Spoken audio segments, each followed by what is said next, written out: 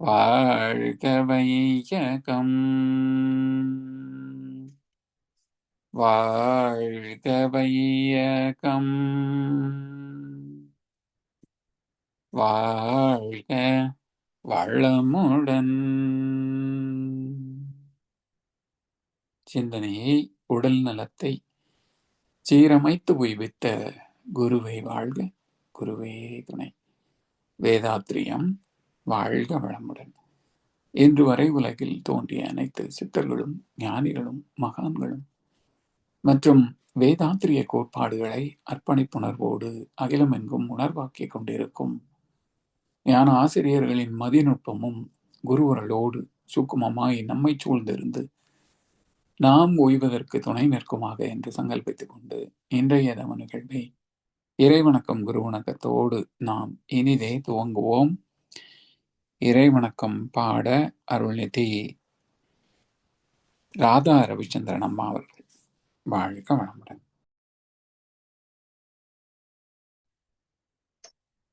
வாழ்க வையகம், வாழ்க வையகம், வாழ்க வளமுடன். இறைவணக்கம். அழுத்தமெனும் உந்து ஆற்றல் ஒன்றை கொண்டே, அழுத்தமெனும் உந்து ஆற்றல் ஒன்றை கொண்டே, அணுமுதலாய் அண்ட கோடி அனைத்தும் ஆக்கி, வழுத்தும் ஓர் அறிவு முதல் ஐந்தும் ஆறும் வகை வகையாய் உயிரினங்கள் தோற்றுவித்து முழு திறனுடன் காத்து முடிக்கும் மேலா முழு முதற் பொருளே நம் அறிவாய் ஆற்றும். பழுத்த நிலை வரும் வரையில் நீ நான் என்றோம், பழுத்த நிலை வரும் வரையில் நீ நான் என்றோம், பதமடைந்தோம் ஒன்றானோ பரமானந்தம், பதமடைந்தோம் ஒன்றானோ பரமானந்தம். வாழ்க வளமுடன். வாழ்க வளமுடன். குரு வணக்கம் பாட அருள்நிதி ஷாம் ஐயா அவர்கள். ஐயா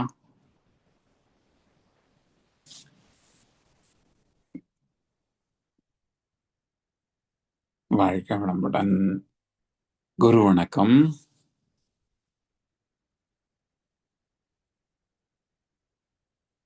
சிந்தையே அடக்கியே சும்மா இருக்கின்ற சீரறிய செய்த குருவே, அந்த நிலை தனில் அறிவு அசைவற்றிருக்க பெரும் ஆனந்தம் பொங்குதங்கே.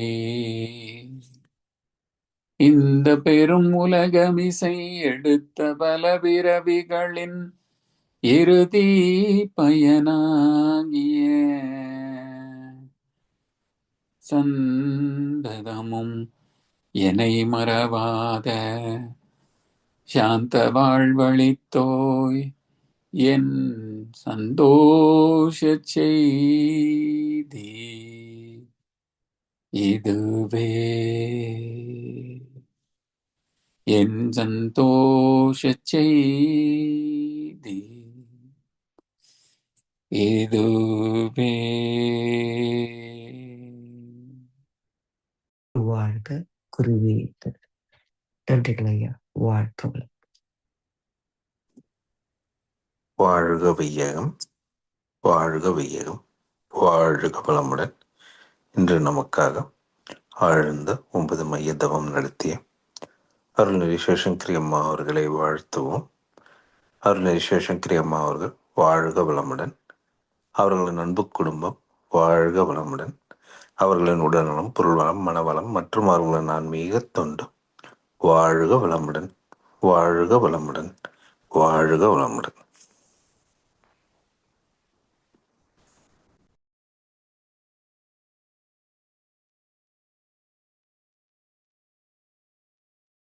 குரு வாழ்க, குருவே துணை. வேதாத்திரியம் வாழ்க வளமுடன். தொடர்ந்து ஞானமும் வாழ்வும் கவிதை தொகுப்பில் இருந்து இன்றைய கவிக்கு விளக்கம் வழங்கிட மூத்த பேராசிரியர் ஞானாசிரியர் அருள்நிதி பழனிசாமி வேலுச்சாமி ஐயா அவர்களை அன்போடு அழைத்து அமைவோம். வாழ்க வளமுடன் ஐயா. வாழ்க வளமுடன் ஐயா. வாழ்க வையகம், வாழ்க வையகம், வாழ்க வளமுடன். குரு வாழ்க, குருவே துணை. சான்றோர் பெருமக்களே, ஞானமும் வாழ்வும் கவிதை தொகுப்பின் தொடர் சிந்தனையிலே மௌனம் பற்றிய இரண்டாவது கவி. மௌனமும் எண்ணமும். மௌனத்தில் வாய் மூட எண்ணம் தோன்றும். முனைந்தவன் யார்? முடிவு எங்கே?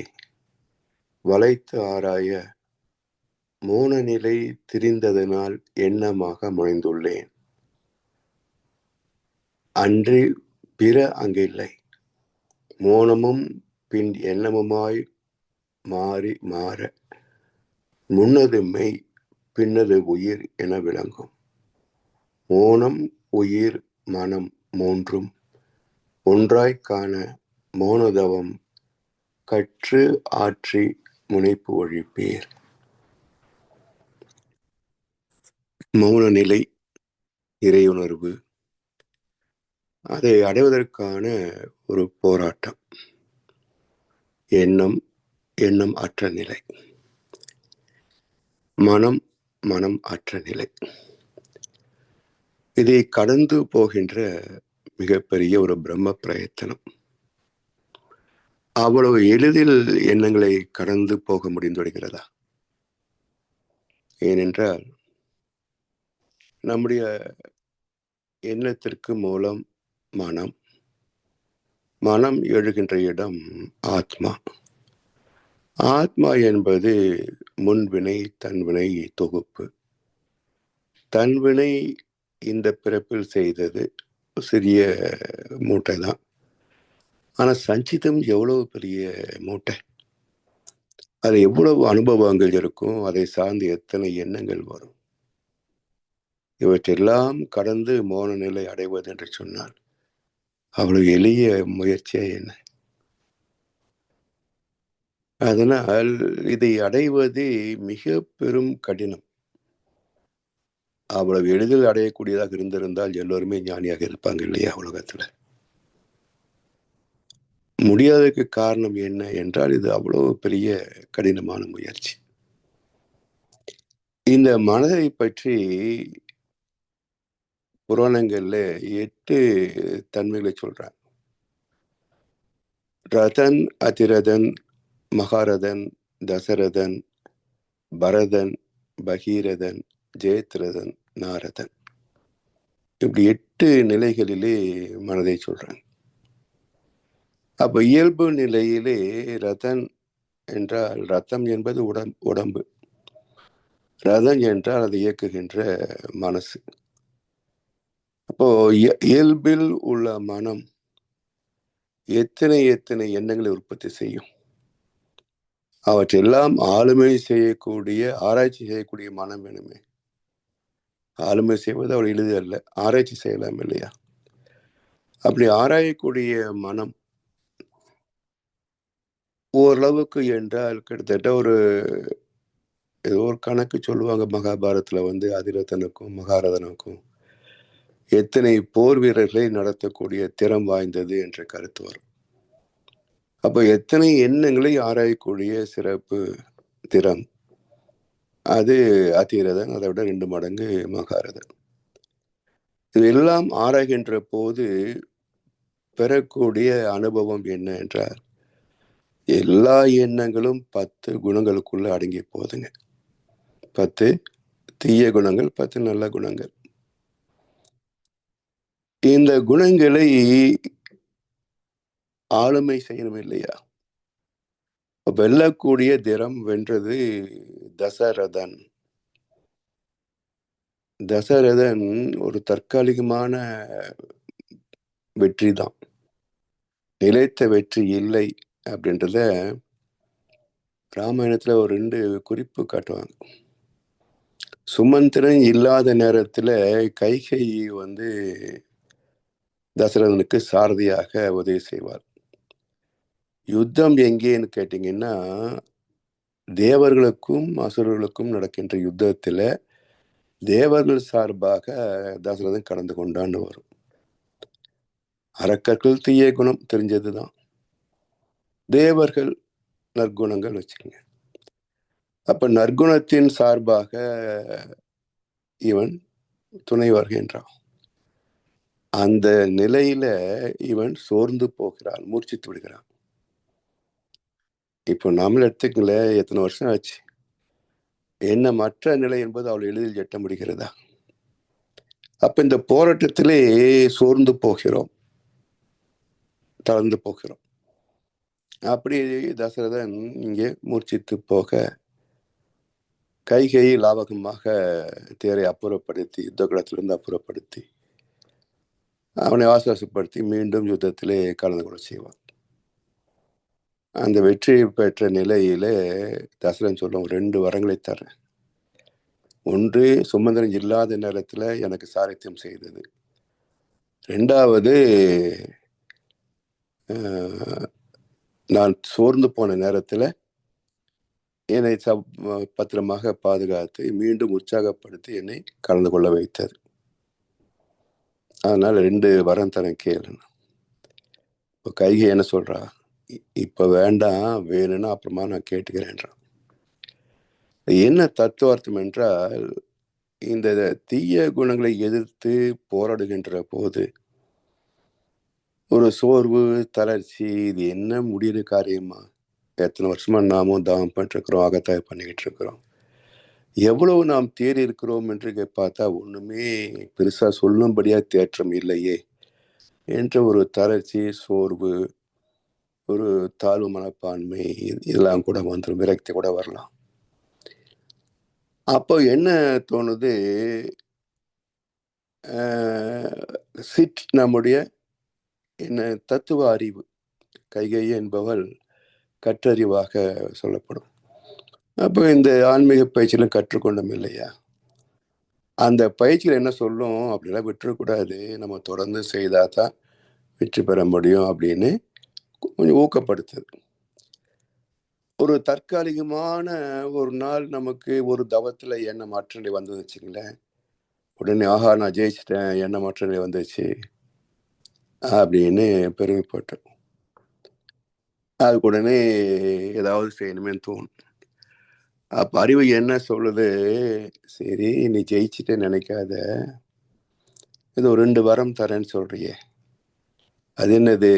ஒன்று, தான் என்ற அதிகாரப்பற்று. 2வது, தனது என்ற பொருள் பற்று. அதாவது மக்கள் பற்று, பொருள் பற்று வச்சுக்கல. இதுல இருந்து விலகி விட்டையா இல்லையான்றது நான் டெஸ்ட் பண்ணி பார்க்கறேன் என்று 2 வரங்களை கேட்டா. என்ன, முதல் வாரம் பரதனுக்கு முடிசூட்டணும், 2வது வனவாசம் போகணும். இப்போ பற்று விட்டுட்டேன்னு சொன்னியே, உனக்கு பிரியமான ராமனுக்கு பட்டாபிஷேகம் பண்றேன்னு முடிவு பண்ணிருக்கிற. நான் என்ன கேட்கிறேன், நீ யாருக்கோ பட்டம் சூட்ட வேண்டாம், அடுத்த மகன் பரதனுக்கு பட்டம் சூட்டேன்னு கேட்கிறேன். நீ தோண்டு போயிட்டியே, எங்க நீ பந்தம் பற்று பாசத்தை தேய்ச்சிட்ட? எங்க நீ அரக்க குணங்களை வென்று விட்டாய்? இல்லையே. சரி, இந்த அடுத்தது அவனுடைய தான் என்ற பற்று. இன்னும் நீ வனவாசம் போகணும்னு நினைக்கலையே, தோணலையே. அப்போ இதெல்லாம் ஒரு தற்காலிகமான வெற்றி என்பதை ராமாயணத்தில் குறிப்பாக காட்டுறாங்க, இந்த 2 வரங்கள் என்பது. அதனால் இது வெல்ல முடியுதா அப்படின்னா இல்லை. அப்ப தசரதன் என்பவன் 10 குணங்களை வென்றவன் என்றாலும் நிலைக்கவில்லை. அப்ப என்ன செய்யணும் என்றால், பகீரத பிரயத்தனம். அது அவ்வளவு எளிதில் முடியாது. மிக நீண்ட கால முயற்சி, மிக நீண்ட கால முயற்சி. எவ்வளவு காலம் ஆகும் இந்த எண்ணமற்ற மோன நிலையை எட்டுவதற்கு, அதில் நிலைப்பதற்கு என்றால், எழுபிறப்பும் தீயவை தீண்டா பழிப்பிறங்கா பண்புடை மக்கட்பெறி.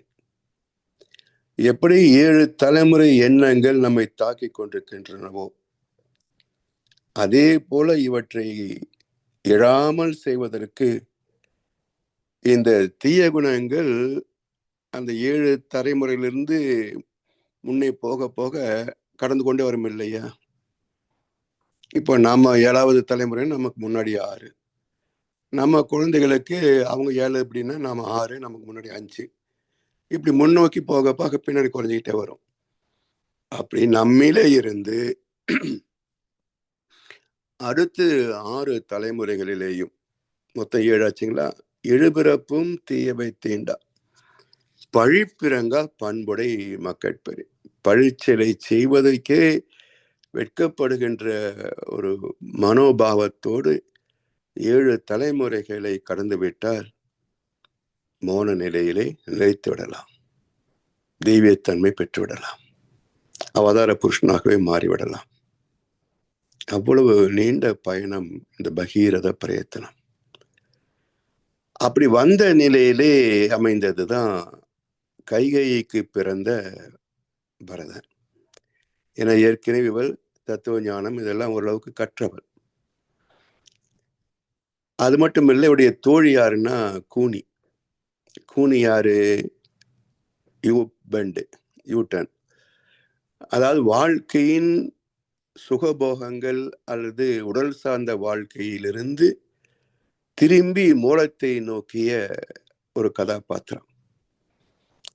அதனால தான் அவ தக்க நேரத்துல ராமன் அரசளவுக்கு தகுதி எப்போ வரும்னு சொன்னா, தவம் செய்து தன்னை அறிந்து தன்னுடைய ஆணவத்தை அறிந்து வென்று பிறகு வந்தாதான் ஆட்சிக்கு அருகதை உள்ளவன் என்பதனால் ராமனை காட்டுக்கு துரத்தினான். அப்ப அந்த நோக்கம் தெரியும் கூனிக்கு. அதனால்தான் இதுன்னு சொல்லுவாங்க, வாளறிவன். கூனி என்ற கதாபாத்திரம் வள்ளுவருடைய வார்த்தையில சொன்னா வாளறிவன், மூலமும் முடிவும் அறிந்த ஒரு தத்துவம் கூனி கதாபாத்திரம். அப்படி இந்த 2 பேரும் சேர்ந்ததுனால அவளுக்கு பிறந்த குழந்தை பரதன் என்றால் இந்த பிரபஞ்ச அளவிலே மனதை விரித்து இருக்கக்கூடிய பக்குவம் வாய்ந்தவன், விஸ்வரூபத்திலே வாழக்கூடியவன். அவனுடைய சிறப்பு என்ன அப்படின்னா, பதவிக்கு அடிதடி போடுற மக்கள் மத்தியில தானா வந்தது பதவி, வேண்டான்னு ஒதுக்கினான். சரி, ஒரு கட்டாயத்துல நீ தான் ஆளணும் அப்படின்ற ஒரு நிலை வருகின்ற போது, நீ இல்லாம நான் போக மாட்டேன், உன்னுடைய ரெப்ரசன்டேட்டிவா இருந்து வேணா நான் ஆட்சி செய்வேனே தவிர சிம்மாசனத்தில் நான் அமர மாட்டேன். அது மட்டுமே இல்லை, ராமன் தெய்வம், அறிவு, அறிவின் அடிச்சுவடு எது?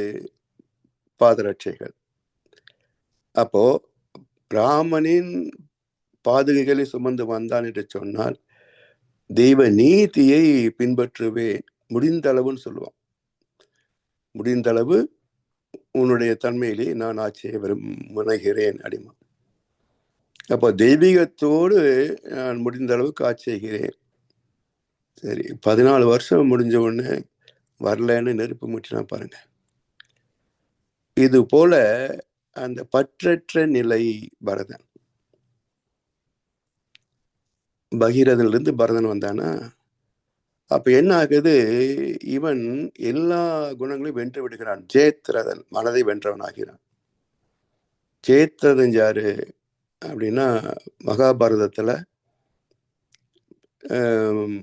இந்த வியூகத்தை மீண்டும் அடைச்சவன் ஜெயத்ரதன்.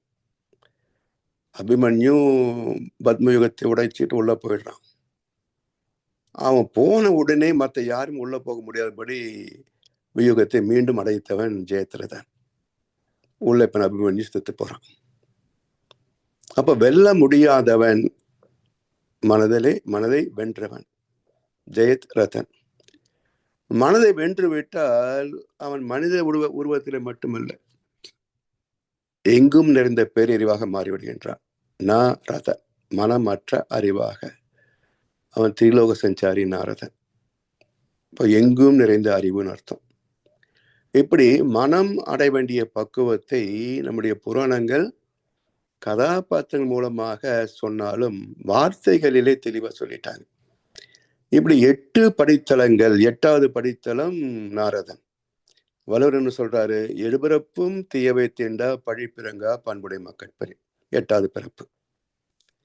அப்போ இந்த மௌன நிலையோடு நிரந்தரமாக லயமாக வேண்டும் என்றால் தொடர் முயற்சி வேணும், வேற வழியே கிடையாது. சரி, இதுல நம்ம எங்க இருக்கோம்னு எப்படி தெரியும்? 8வது தலைமுறையில இறையுணர்வு பெற்று விடலாம், ஞானம் பெற்று விடலாம். இந்த பயணத்துல நம்ம எங்க நிக்கிறோம்? முதல் தலைமுறையா, 2ஆ, 3ஆ, 4ஆ என்றால் குறைந்தபட்சம் 3வது தலைமுறையில நிக்கிறோம். மனவளக்கரையிலே ஸ்திரமாக நிற்கின்ற அனைவரும் குறைந்தபட்சம் 3வது நிலையில நிற்கிறோம். இந்த பயிற்சியிலே தேர்ச்சி பெற்றுவிட்டால் 4வது நிலைக்கு போயிடுவோம். 4வது நிலையை எட்டிவிட்டோம் என்று சொன்னால் பிறகு நம்முடைய குழந்தைகளோ பேர குழந்தைகளோ மீண்டும் இந்த பக்கம் திரும்புவதற்கு வாய்ப்பு கிடையாது. அடுத்த ஆன்மீக பயிற்சிகளிலேயே நாட்டம் கொண்டு நாம் அடைய வேண்டிய பக்குவத்தை அவர்கள் அடைவார்கள். அதனால் இது ஒரு வாழ்க்கை பயணம். சாமி சொல்லுவாங்க, எப்படி நாம கெட்டு குட்டிச்சவரா போனதுக்கு ஒரு 7 தலைமுறை காரணமோ, அதே போல் நாம் ஞானம் பெறுவதற்கும் 7 தலைமுறை ஆகும் சொல்லுவாங்க. அதெல்லாம் ஒன்னா கழிஞ்சுக்கிட்டே வரணும் இல்ல. சில பேர் நினைப்பாங்க இந்த ஜென்மத்திலே எல்லாத்தையும் அழிச்சிடலாம் அப்படின்னு. அப்படி ப்ரீமெச்சூர் க்ளோசிங் எல்லாம் கிடையாதுங்க. வங்கியிலே கடன் வாங்கினா வசதி வந்த உடனேயே ப்ரீமெச்சூர் க்ளோசிங் பண்ணிடலாம். ஆனால் பதிவுகளில் அப்படி ப்ரீமெச்சூர் க்ளோசிங் பண்ண முடியாது. கோடி வகை நோய் கொடையா, சாகும் வரை அழவிடையா, இப்பிறவி முடிவதற்குள் என் கணக்கை முடித்திடையான்னு கேட்டா முடிச்சிருவானா? கேட்கலாம், முடிக்க மாட்டானே.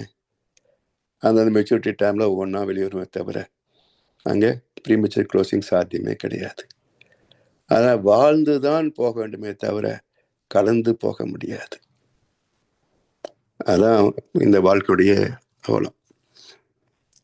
அதெல்லாம் என்ன சொல்றாங்க, எப்படி என்றாலும் பரவாயில்ல, இதை விட்டு போக மாட்டேன், இந்த வாழ்க்கையை விட்டு போக முடியாது.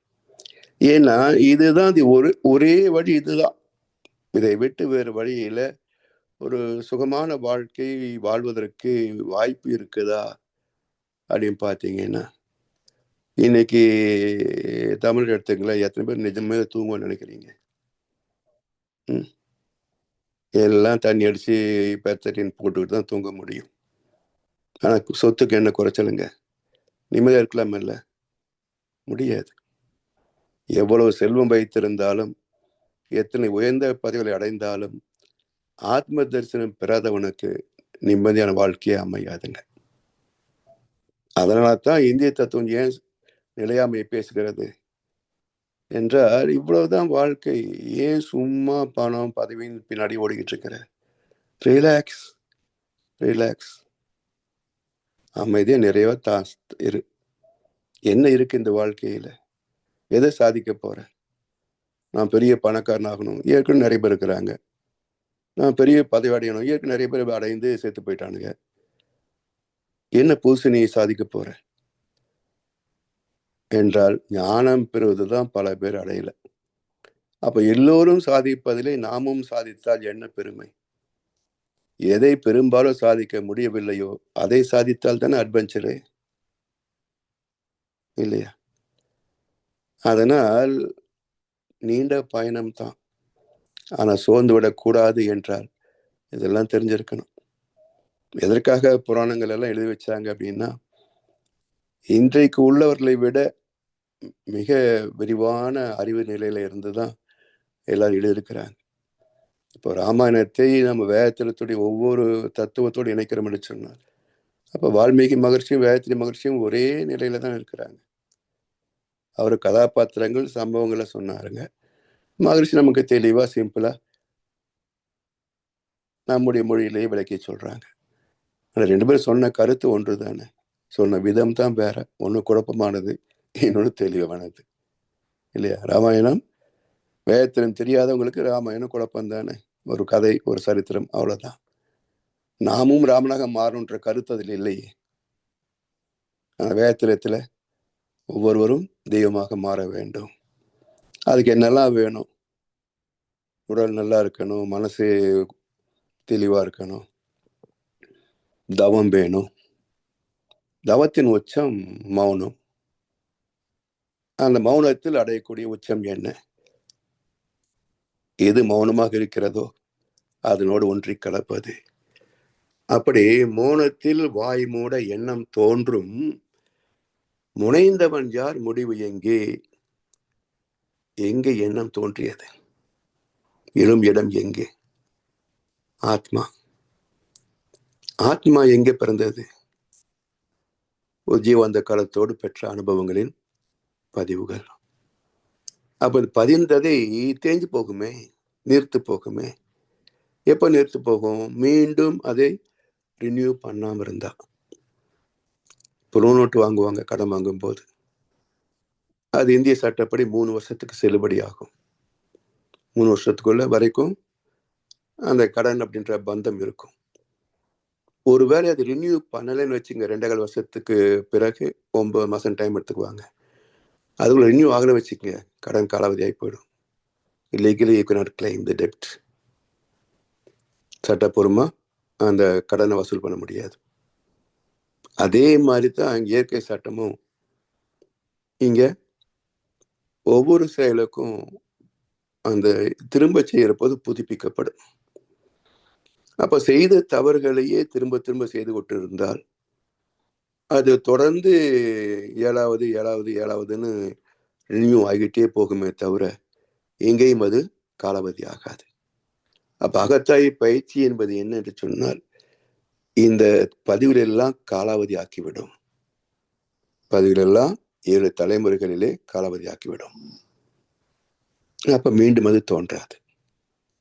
அதனால் மோன நிலை அடைவதற்கு என்ன வேணும் என்றால் அருகுண சீரமைப்பு. 6 குணங்களை சீரமைக்கணும். அதைத்தான் 6 நாட்கள் விஸ்வாமித்திரர் யாகம் செய்ததாகவும் 7ஆம் நாள் மோனத்திலே அரக்கர்கள் அட்டாக் பண்ணினதாகவும் அங்கே கதை இருக்கும். அப்ப 6 குணங்களை சீரமைத்து விட்டால் மிச்சது என்ன இருக்குங்க? நிர்குணம், இறைத்தன்மை. அப்படி முனைந்தவன் யார், முடிவு எங்கே? வளைத்து ஆராய. மேம்போக்கா போட்டா போய்கிட்டே இருக்கும். வளைத்து ஆராய, ரவுண்டு கட்டு அடிக்கிற சொல்லுவோம் பாருங்க நம்ம சினிமாவில், அது மாதிரி வளைத்து ஆராய. மோன நிலை திரிந்ததனால் எண்ணமாக. ஆதியிலே இருந்த வார்த்தையே நம்மிடத்திலே உயிர் பெற்றதால் அது ஓசையாக, மொழியாக, கருத்தாக வெளிப்பட்டது. அப்படியே இருந்தா என்ன அர்த்தம்? அதுக்கு ஒரு அர்த்தமும் இல்லை. அதனால் சொல்லுகின்ற வார்த்தைகளுக்குத்தான் விலை உண்டே தவிர, வார்த்தைகள் நமக்கு உள்ளே இருந்ததுன்னு சொன்னாக்க ஒரு விதம் கிடையாது. அதனால் மோன நிலை திரிந்ததனால் எண்ணமாக முனைந்துள்ளேன் யான், அன்றி பிற அங்கு இல்லை. மோனமும் பின் எண்ணமுமாய் மாறி மாற. இன்னும் மாறி மாறித்தானே வருது. தவம் செய்கிறோம், கொஞ்சம் எண்ணமற்ற நிலைக்கு போறோம், மறுபடியும் எண்ணம் வருது, மறுபடியும் முனைந்து எண்ணமற்ற நிலைக்கு போறோம், மறுபடியும் மனசு வருது. அப்ப மாறி மாறி எண்ணமும் மௌனமுமாய். சரி, எது அசல் எது நகல் என்றால், அசல் மௌனம், நகல் எண்ணம். அப்போ நகலை கழித்து விட்டால் அசல் அங்கே மிச்சமாகும் இல்லையா? ஓசையை கழித்து விட்டால் மௌனம் அங்கே மிச்சம். இப்படி முன்னது மெய், மௌனம் என்பது மெய், பின்னது உயிர். எண்ணம் என்பது உயிர் இயக்கத்தால் பெற்ற அனுபவங்களின் தொகுப்பு என விளங்கும். மோனம், உயிர், மனம் மூன்றும் ஒன்றாய் காண. இந்த மோனம், உயிர், மனம் அதாவது நீங்க சிவபுராணத்துல ஒரு கதை உண்டு. வரம் கொடுத்த சிவன் தலையிலே கை வச்சதுன்னு ஒரு கதை கேள்விப்பட்டிருக்கீங்க இல்லையா? அது என்ன வரம் கொடுத்த சிவன் தலையிலே கை வைக்கிறது அப்படின்னா, இருப்பாகிய சிவம், உயிர் என்ற வரம். அதனால் ஆணவத்துக்கு என்னாச்சுங்க, மனம் என்ற இயக்கம் வந்தது. இருப்பாகிய சிவம், உயிர் என்ற வரம், மனம் என்ற ஆணவம். இப்போ உயிரும் உடம்பும் இல்லைன்னா மனசு இருக்குமா? இருக்காது. அப்ப என்ன செய்யுது இந்த மனசு? உயிரும் உடலும் சேர்ந்ததனால் பிறந்த பதிவு மனசு. இது இந்த உயிரையும் உடலையும் வாட்டி வதைக்கிறது. இதுதான் வரம் கொடுத்த சிவன் தலையிலே கை வச்ச கதை. இப்படி நம்முடைய பிறப்பிலே அடக்கம் பெற்றிருந்த இதெல்லாம் முன்வினை பதிவுகள். அப்பதான் பேசிச்சா எல்லாம் மௌன நிலையில் அடக்கம் பெற்றிருந்தது. அதாவது வார்த்தை இருந்தது, அது தேவனாய் இருந்தது, மௌனமாய் இருந்தது. எப்போ? கருவுல. அது அந்த காந்தலைகள் உயிராகி உடலாகி வந்த பிறகு 3 வயசுல இருந்து நம்மளை வாட்டி வதைச்சு எண்ணம் எண்ணம் எண்ணம்னு சொல்லி உருப்பட விடாம பண்ணிட்டு இருக்கு பாருங்க.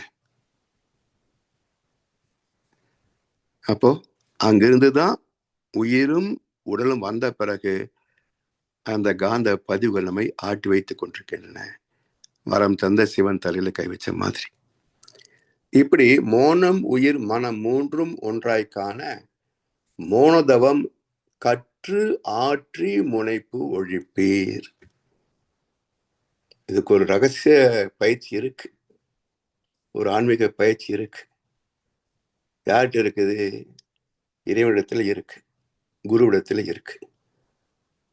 அப்போ குருவிடத்திலே பணிந்து அவர் சொல்லுகின்ற கருத்துக்களை கேட்டு புரிந்து கொண்டு அவர் தருகின்ற பயிற்சிகளை விடாமுயற்சியோடு தொடர்ந்து முறையாக செய்து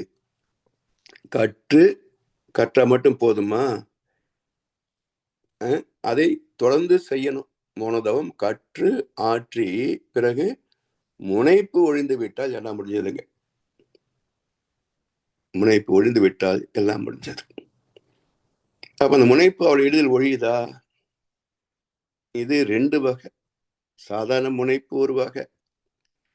இல்ல ஞான மார்க்கத்துல வந்து தபத்தை கற்று தத்துவம் விளங்கி இதெல்லாம் வந்த உடனே ஒரு அபாயகரமான ஒரு முனைப்பு வரும்.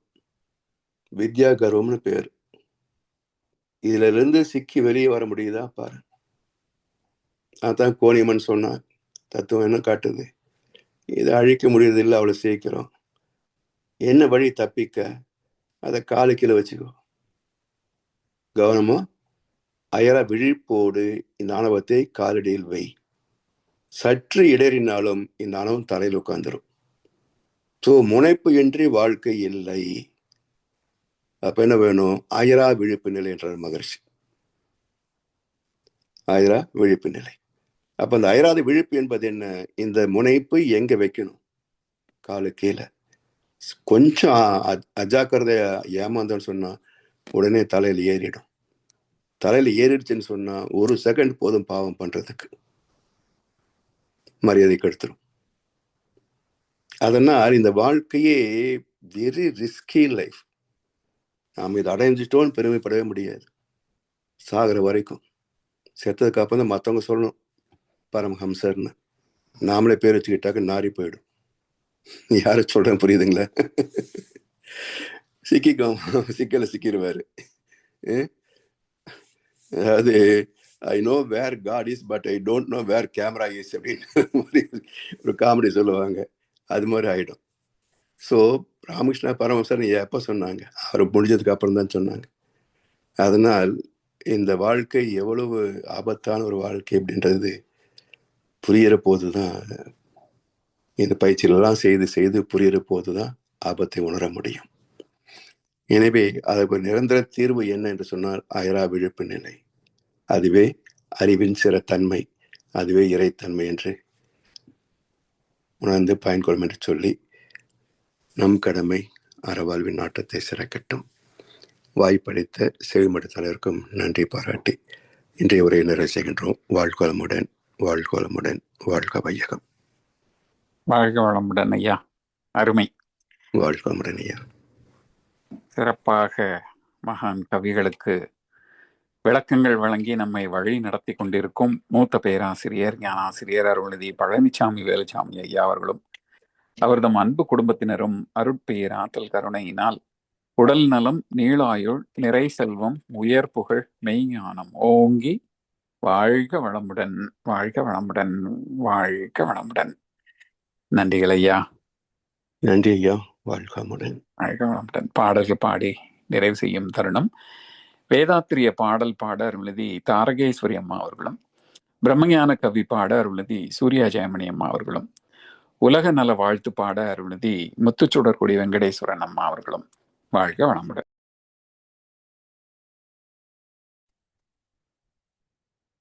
வாழ்க வையகம், வாழ்க வையகம், வாழ்க வளமுடன். வேதாத்திரிய பாடல்.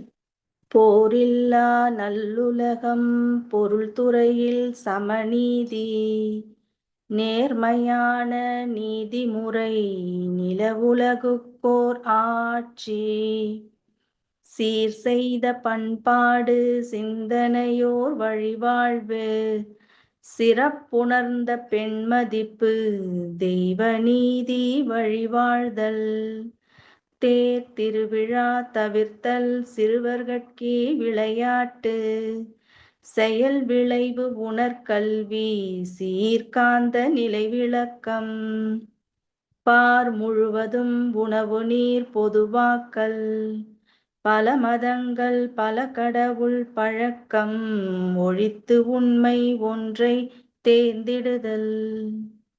நன்றி. வாழ்க வளமுடன். வாழ்க வளமுடன். பிரம்மஞான கவி.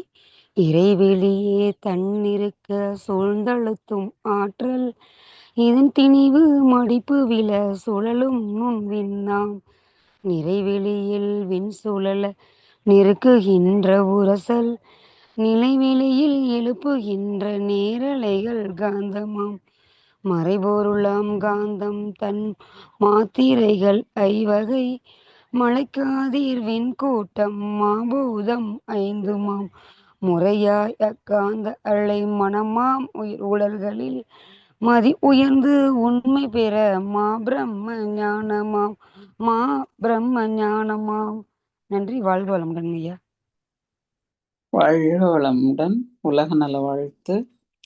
உலகமெல்லாம் பருவமழை ஒத்தபடி பெய்யட்டும், உழவரெல்லாம் தானியத்தை உவப்புடனே பெருக்கட்டும், பல தொழில்கள் புரிகின்ற பாட்டாளி உயரட்டும், பகுத்துணர்வில் தொகுத்துணர்வு பண்பாட்டை உயர்த்தட்டும், கலகங்கள் போட்டி பகை கடந்தாட்சி நடக்கட்டும், கல்லாமை கடன் வறுமை களங்கங்கள் மறையட்டும், நலவாழ்வை அளிக்கும் மெய்ஞான ஒளி வீசட்டும், நம் கடமை அறவாழ்வின் நாட்டத்தே சிறக்கட்டும், நம் கடமை அறவாழ்வின்